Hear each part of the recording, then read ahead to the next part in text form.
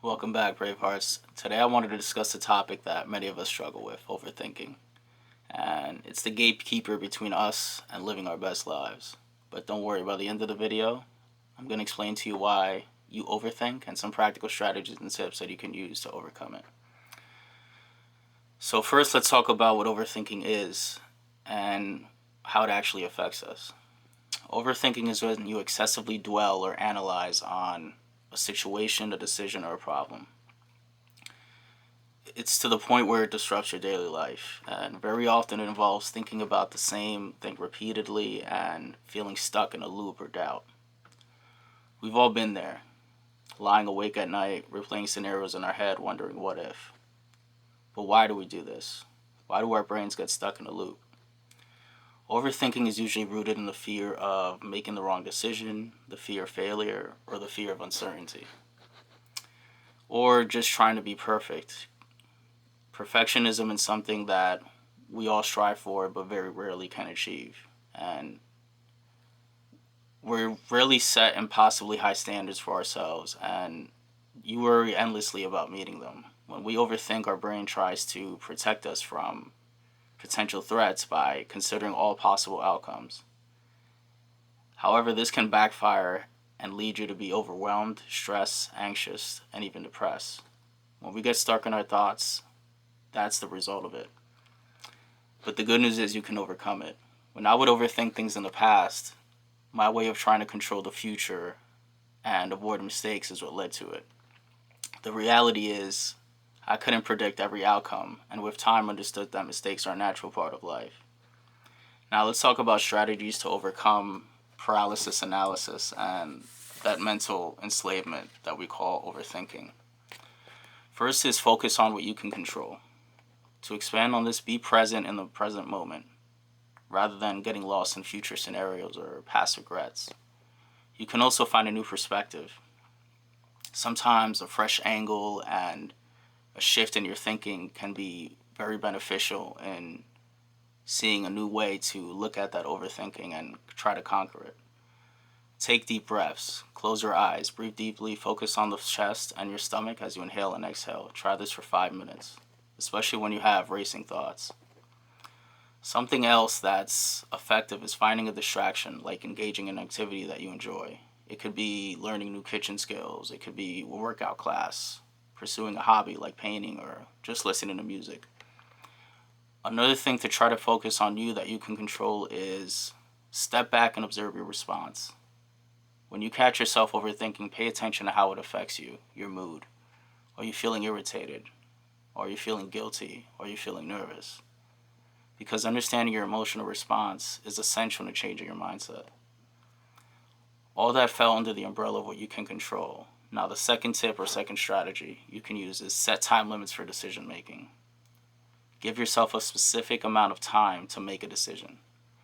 Once the time is up, commit to your choice and move forward. This can help prevent you from getting stuck in analysis paralysis. Use a model IGTP, which stands for identification, goals, time frame, and process, or purpose. And we'll use an example, a random example, like significant purchase, like a car. So identification, realizing the need for a new car due to farther commutes and just car troubles that are irreparable. And the goal for that would be clearly defined objectives. And the objective would be to find a reliable car within a specific budget.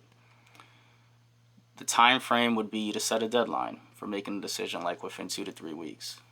And then the purpose or the process would be to gather information about different car models and compare features, evaluate finance options, and then just make the purchase and stick with it. Now, a personal example for me is back in school for school projects, we gave each other to the end of that day to everyone decide their roles and responsibilities for that project to help keep everybody accountable, make sure everybody was responsible, and we would use things like group chat texts and Zoom meetings to make sure we all stuck to what we were doing and doing it efficiently and on time. The third strategy for overthinking is to challenge negative thoughts. When you catch yourself thinking negatively, ask yourself if your fears are rational. Oftentimes, our worries and doubts are exaggerated and unfounded. Evaluate the evidence for and against negative thoughts. Is there any factual basis for it? Is it based on assumptions or feelings? This is known as cognitive restructuring.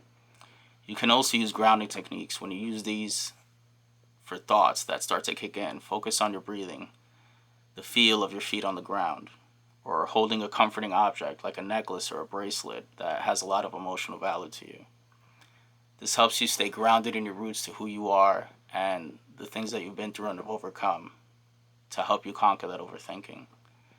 And practice self-kindness. Treat yourself with the same kindness and respect and understanding that you would a stranger, a family member, or a friend. Avoid harsh self-criticism.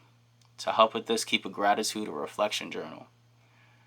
Keep written dialogue of the things you're grateful for to help you shift that focus away from negative thoughts. And write these thoughts down to understand and process them better and help to get to the core basis of your overthinking so you could implement those changes necessary. The fourth strategy for you is limit information intake. I know there's so many pieces of information out there and so many things like the news and some social media that can fuel your overthinking. Set boundaries on your media consumption. And just trying to digest the same information from so many different sources.